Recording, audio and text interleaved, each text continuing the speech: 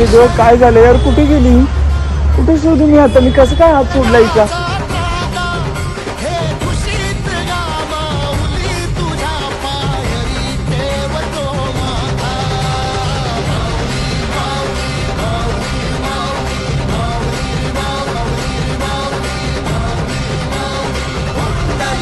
खूप खूप आभार. तुमचं नाव काय? माझं नाव रुक्मिणी. माऊली